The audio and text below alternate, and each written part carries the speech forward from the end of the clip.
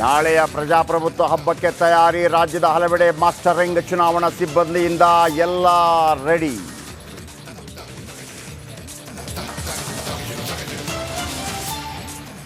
ಯಾದಗಿರಿ ಕಲಬುರಗಿ ಅಖಾಡಕ್ಕೆ ನಾಳೆ ನಡ್ಡಾ ಎಂಟ್ರಿ. ಸುರಪುರದಲ್ಲಿ ರಾಜಗೌಡ ಪರ ಮತ ಶಿಕಾರಿ. ಇತ್ತ ಸಿಎಂ ಸಿದ್ದರಾಮಯ್ಯ ಮತ ಬೇಟೆ.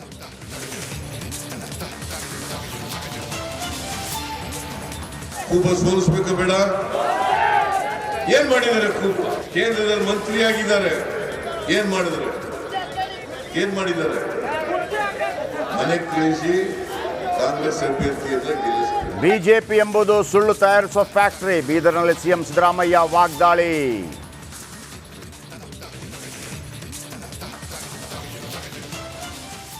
ಜನಾರ್ದನ್ ರೆಡ್ಡಿ ಅವರೇ, ನಾವು ನಿಮ್ಮನ್ನೆಲ್ಲವೂ ನೋಡಿದ್ದೀವಿ. ನಿಮ್ಮ ಇತಿಹಾಸ ಎಲ್ಲ ಗೊತ್ತಿದೆ. ಸುಮ್ಮಿರಕ್ ನಮಗೂ ಬರ್ತಿದ್ರಿ. ನನ್ನ ವೈಯಕ್ತಿಕ ಬದುಕಿನ ವಿಚಾರವನ್ನ ಮಾತಾಡಿದ್ರೆ ನಿಮ್ಮನ್ನು ಎಲ್ಲಿ ಬೇಕಲ್ಲಿ ಬೆತ್ತಲೆ ನಿಂದಿರ್ಸ್ತೀವಿ. ನಾನು ಮನ್ಸು ಮಾಡಿದ್ರೆ ರೆಡ್ಡಿ ಇತಿಹಾಸ ಬಿಚ್ಚಿಡುವೆ. ನಮ್ಮ ವೈಯಕ್ತಿಕ ವಿಚಾರಕ್ಕೆ ಬಂದ್ರೆ ಹುಷಾರ್. ಕೊಪ್ಪಳದಲ್ಲಿ ಸಚಿವ ತಂಗಡಗಿ ವಾಗ್ದಾಳಿ.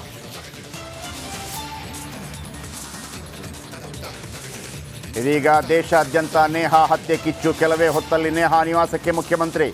ಮತ್ತೊಂದೆಡೆ ಸಿಐಡಿಯಿಂದ ಫಯಾಜ್ ತೀವ್ರ ವಿಚಾರಣೆ.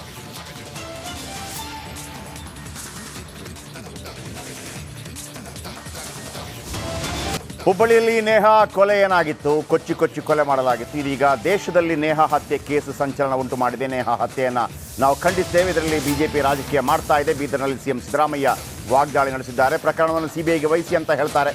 ಬಿಜೆಪಿ ಅಧಿಕಾರದಲ್ಲಿದ್ದಾಗ ಯಾವ ಕೇಸ್ ಸಿಬಿಐಗೆ ಕೊಟ್ಟಿದ್ದಾರೆ? ಆರೋಪಿಯನ್ನು ಬಂಧಿಸಲಾಗಿದೆ. ಈ ಕುಟುಂಬಕ್ಕೆ ನ್ಯಾಯ ಕೊಡಿಸ್ತೇವೆ. ಆಸ್ತಿ ಹಂಚಿಕೆ ವಿಚಾರ ಪ್ರಧಾನಿ ನರೇಂದ್ರ ಮೋದಿ ಸುಳ್ಳು ಹೇಳ್ತಾ ಇದ್ದಾರೆ ಅನ್ನೋದು ಕೂಡ ಇದು ಎರಡನೇ ಪಾಯಿಂಟು. ಒಂದು, ನೇಹಾ ಹತ್ಯೆಯನ್ನು ಸಿಬಿಐಗೆ ಕೊಡಿ ಅಂತ ಬಿಜೆಪಿ ಹೇಳ್ತಾ ಇದ್ದಾರೆ. ಇವರ ಕಾಲಾವಧಿಯಲ್ಲಿ ಎಷ್ಟು ಸಿಬಿಐ ಕೊಟ್ಟಿದ್ದಾರೆ? ಯಾಕಂದರೆ ಸಿದ್ದರಾಮಯ್ಯನವರ ಕಾಲಾವಧಿಯಲ್ಲಿ 5 ಕೇಸ್ಗಳನ್ನು ಸಿಬಿಐಗೆ ವಹಿಸಲಾಗಿತ್ತು. ಅದು DK ರವಿ ಇರ್ಬೋದು ಅಥವಾ ಗಣಪತಿ ವಿಚಾರ ಇರ್ಬೋದು. 5 ಕೇಸ್ CIDಗೆ ವಹಿಸಲಾಗಿತ್ತು. ಇದೀಗ ಬಿಜೆಪಿ ಎಷ್ಟು ವಹಿಸಿದೆ ಸಿಬಿಐಗೆ ಅಂತೇಳಿ, ಸಿಬಿಐಗೆ ನಾಟ್ CID. ಆ್ಯಂಡ್ ಮೊದಲಿಗೆ ಆ ಸ್ಟೋರಿ ಕೇಳಿಸ್ಕೊಳ್ಳಿ, ಅದಕ್ಕೆ ಏನು ಹೇಳಿದ್ದಾರೆ. ಅದಾದ ನಂತರ ಅವರು ಆಸ್ತಿ ಹಂಚಿಕೆ ವಿಚಾರದ ಬಗ್ಗೆ ಕೂಡ ಮಾತಾಡಿದ್ದಾರೆ.